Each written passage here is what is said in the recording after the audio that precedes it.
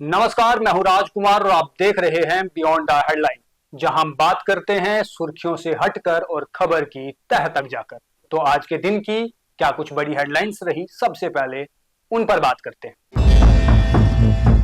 मुख्यमंत्री उमर अब्दुल्ला ने कल बुलाई हाई लेवल कैबिनेट मीटिंग, लिए जा सकते हैं कुछ बड़े फैसले। बीजेपी नेताओं का एक दल पहुंचा दिल्ली, हो सकती है केंद्र के बड़े मंत्रियों और नेताओं से बातचीत। रुबिया सईद मामले में सीबीआई को नहीं मिली आरोपी शुंगलू की रिमांड।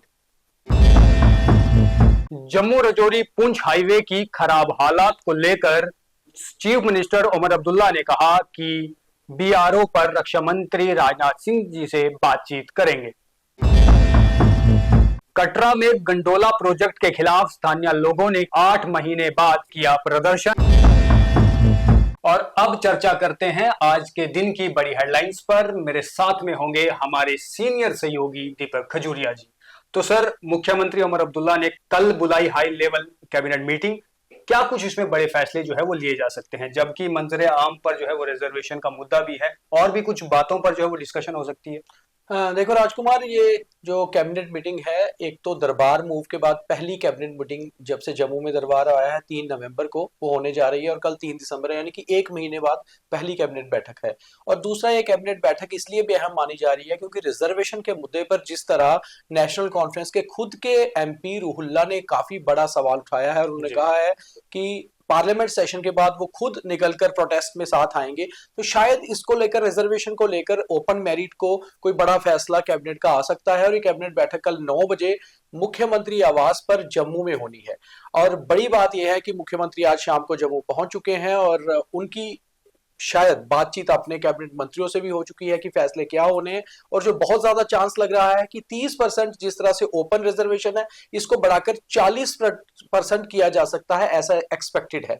और इसके अलावा कुछ और फैसले हो सकते हैं, मगर बड़ा फैसला यही नजर आ रहा है कि कैबिनेट बैठक में रिजर्वेशन को लेकर कोई फैसला सरकार करने वाली है। क्योंकि मुख्यमंत्री की कैबिनेट बहुत छोटी कैबिनेट है, 6 टोटल मंत्री हैं मुख्यमंत्री के सहित, और वहां पर जो फैसला होगा ऑलरेडी वो शेड्यूल बन चुका होगा, चार्टर में होगा। अब बड़ी बात यह है कि कोई भी फैसला कैबिनेट लेती है, फाइल अप्रूवल के लिए लेफ्टिनेंट गवर्नर साहब के पास ही जानी है। अब देखना यह है कि कैबिनेट फैसला क्या लेती है जिसको कि लेफ्टिनेंट गवर्नर अप्रूव भी कर दे। और अगर रिजर्वेशन को लेकर कोई फैसला आता है तो फिर इसमें देखना यह होगा कि ऑपोजिशन पार्टियां उसको कैसे देखती हैं, लेफ्टिनेंट गवर्नर साहब क्या अप्रूव करते हैं, डिसअप्रूव करते हैं। तो कल की कैबिनेट बैठक जो जम्मू में पहली कैबिनेट बैठक है दरबार मूव के बाद, बहुत अहम मानी जा रही है।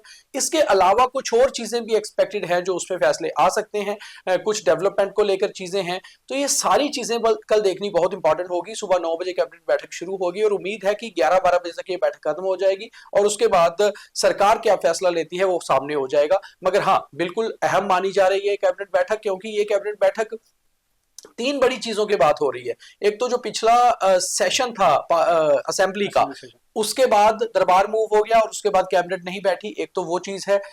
फिर जिस तरह नेशनल कॉन्फ्रेंस की बीच में एक सीडब्ल्यूसी हुई, उसमें नेशनल कॉन्फ्रेंस ने कुछ फैसले लिए और ये नेशनल कॉन्फ्रेंस की ही सरकार है, तो किस तरह उसका असर इस पे दिखता है। क्योंकि हमेशा ये होता है कि जिसकी भी सरकार होती है, उस पार्टी की जो पॉलिसीज होती हैं, उन पॉलिसीज को उनकी सरकार भी अपने कैबिनेट के अप्रूवल्स में लेकर आती है, वहां इंप्लीमेंट करने की कोशिश करती है। तो रिजर्वेशन, नेशनल कॉन्फ्रेंस भी इस मुद्दे को एक सीरियस मुद्दे की तरह देख रही है। और क्या कल ओपन मेरिट को लेकर जो एक्सपेक्टेशन है वो फैसला कैबिनेट लेती है या नहीं, ये देखना बहुत अहम होगा। तो बिल्कुल कल 3 दिसंबर की कैबिनेट बैठक बहुत इंपॉर्टेंट कैबिनेट बैठक जम्मू कश्मीर के हिसाब से है। और फिर देखना यह है कि फैसले क्या आते हैं और क्या वो फैसले अप्रूव होते हैं लेफ्टिनेंट गवर्नर साहब से या नहीं। बिल्कुल, जम्मू कश्मीर के लोगों की भी नजर जो है वो इस कैबिनेट मीटिंग पर है, क्योंकि रिजर्वेशन बहुत बड़ा मुद्दा है। इसको लेकर अलग अलग अटकलें लग भी रही हैं, खबरें चल भी रही हैं, लेकिन अभी तक ऑफिशियल्स कोई भी बयान इस पर नहीं आया है।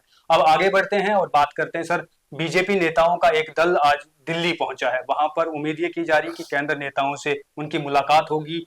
इसमें क्या कुछ जो है वो जम्मू कश्मीर के लिए खास रह सकता है? देखो, एक समय एक तरफ जम्मू कश्मीर में कैबिनेट की बैठक कल होनी है, दूसरी तरफ आज बीजेपी के बड़े नेता, एक उनका दल जो है वो दिल्ली पहुंचा है। और जो तस्वीर हमारे सामने आई थी पार्लियामेंट में, बीजेपी के बड़े नेता, बीजेपी के जो स्टेट प्रेसिडेंट है वो ऑलरेडी दिल्ली में है, सत शर्मा, क्योंकि वो राज्यसभा के एमपी भी हैं, सेशन चल रहा है तो वो इसलिए दिल्ली में है। उनके साथ साथ जो एक और राज्यसभा एमपी है गुलाम अली खटाना, वो भी दिल्ली में है। वहीं जम्मू से leader of opposition Sunil Sharma, senior MLA Shyamlal Sharma, RS Pathania और दविंदर कुमार मन्याल, ये सभी लोग दिल्ली पहुंचे हुए हैं और उम्मीद ऐसी है कि कुछ मुद्दों को लेकर शायद ये बीजेपी के प्रेसिडेंट और मिनिस्टर जेपी नड्डा साहब से और कुछ बीजेपी के बड़े नेताओं से मिल सकते हैं। अब देखना ये होगा कि जम्मू कश्मीर को लेकर क्या फैसले कुछ हो सकते हैं। और बहुत ज्यादा उम्मीद ये भी नजर आ रही है कि जो एमबीबीएस का इशू माता Vaishno Devi institute of medical excellence में चल रहा है, उसको लेकर, क्योंकि वो वैसे भी हेल्थ और मेडिकल डिपार्टमेंट के तहत आता है और जेपी नड्डा साहब पार्टी के प्रेसिडेंट भी हैं, हेल्थ मिनिस्टर भी है, तो ऐसे में जेएंडके बीजेपी का डेलीगेशन उनसे मिलकर क्या बात रखता है और उसके बाद फैसला क्या होता है, ये देखना बहुत अहम होगा। और ऐसे में लेफ्टिनेंट गवर्नर साहब भी जो है शायद आज दिल्ली में होंगे, क्योंकि कल वो गुजरात थे, वहां से वो दिल्ली होते हुए जम्मू आएंगे। तो ये बहुत कुछ इंपॉर्टेंट जो है इस समय पॉलिटिकल चल रहा है। और ऐसे में बीजेपी के डेलीगेशन का दिल्ली होना, जाहिर सी बात है कि कुछ इश्यूज पर तो बात होगी, मगर जो इंपॉर्टेंट इशू है माता वैष्णो देवी जो मेडिकल कॉलेज है वहां एमबीबीएस सीट्स का, उस पर भी कुछ बातचीत हो सकती है। बिल्कुल, जम्मू कश्मीर के लोगों का इस डेलीगेशन पर भी नजरें बनी हुई है, क्योंकि श्री माता वैष्णो देवी का जो मुद्दा इस समय जम्मू कश्मीर में गरमाया हुआ है, इसको लेकर जो है अलग अलग समितियां तो बनी है, लेकिन इसका रिजल्ट क्या आएगा उसका सभी लोगों को इंतजार है।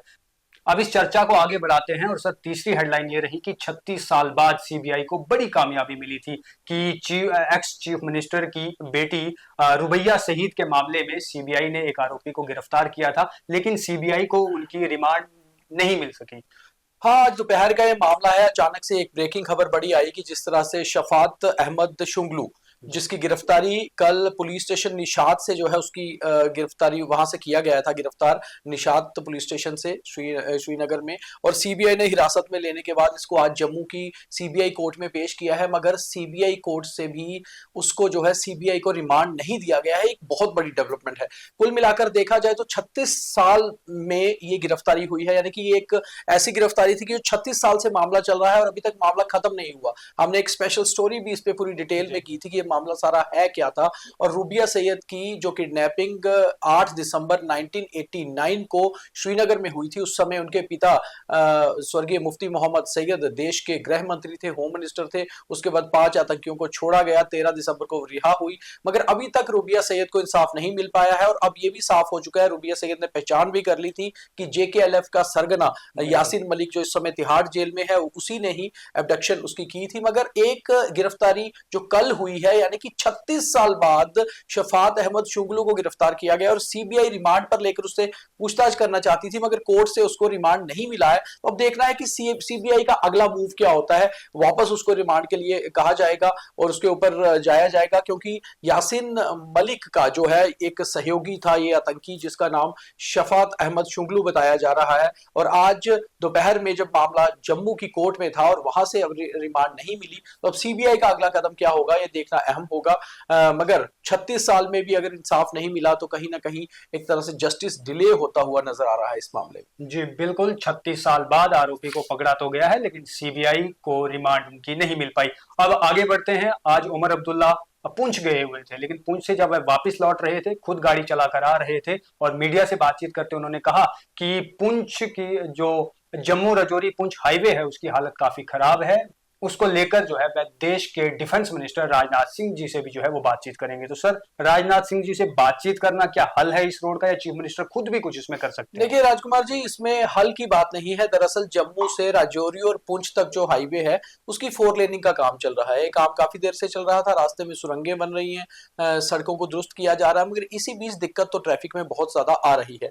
आज मुख्यमंत्री सुबह करीबन 6:30 बजे बाय रोड पीर की गली होते हुए, मुगल रोड होते हुए श्रीनगर से पुंछ पहुंचे थे। उनको पुंछ जाना था। दरअसल पुंछ हवेली के नेशनल कॉन्फ्रेंस के विधायक एजाज जान की माताजी गुजर गई थी और वहां पर अफसोस करने मुख्यमंत्री गए हुए थे। वहां से वो बाय रोड जब जम्मू की तरफ आ रहे थे तो राजौरी में रोड की खस्ता हालत देखकर जब वो वहां रुके, उन्होंने मीडिया से बात करते हुए कहा कि जम्मू पुंछ राजौरी हाईवे की हालत बहुत खराब है, मगर रास्ते में कंस्ट्रक्शन का काम चल रहा है जिसके कारण ये हालत खराब है।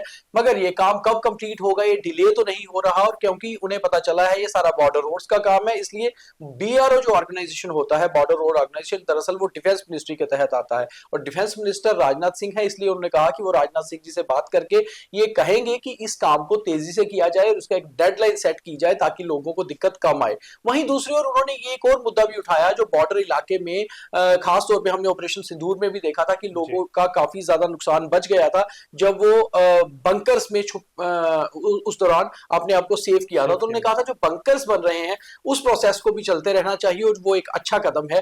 तो सड़क को लेकर बात करना, जाहिर सी बात है कि उमर अब्दुल्ला खुद आए तो उनकी नजर पड़ी कि सड़कों की हालत कैसी है और उन्होंने कहा कि वो डिफेंस मिनिस्टर से बात करेंगे। बिल्कुल, चाहे सड़कें हों या इसके अलावा बंकर्स हो, उनको लेकर वह राजनाथ सिंह जी से जो है वो बातचीत करेंगे। सर अब आगे बढ़ते हैं। लगभग 8 महीने पहले भी कटरा के अंदर लगातार गंडोले को लेकर वहां के लोगों ने प्रोटेस्ट किया था, बहुत बड़े लेवल पर प्रोटेस्ट हुए। उसके बाद श्राइन ने उनकी कुछ बातों को माना, लेकिन अब फिर से वहां पर प्रोटेस्ट आम लोगों के द्वारा किया जा रहा है। क्या रोपवे को फिर से शुरू किया जा रहा है या कोई ऐसी मुहिम चल रही है जिससे लोगों को लगा कि नहीं, ये हम पर खतरा हो सकता है और जो यहाँ पर कामकाज कर रहे हैं इन्हें इसमें दिक्कतें आएंगी? देखो, सर्द मौसम में भी एक बार दोबारा से प्रोटेस्ट गर्म होने लगे हैं कटरा में, और खास तौर पे जिस तरह से कटरा के लोग, वहां के दुकानदार, मार्केट एसोसिएशन वो सामने निकल कर आए, आज दोबारा प्रदर्शन किया गंडोला को लेकर। लोगों की यही मांग है कि इस गंडोला के प्रोजेक्ट को होल्ड पर रखा गया है मगर वो चाहते हैं कैंसिल किया जाए। उनका ये कहना है कि गंडोला शुरू होने से, हेलीकॉप्टर पहले शुरू हो गया, गंडोला शुरू हो जाएगा तो लोगों का कामकाज बहुत असर पड़ेगा।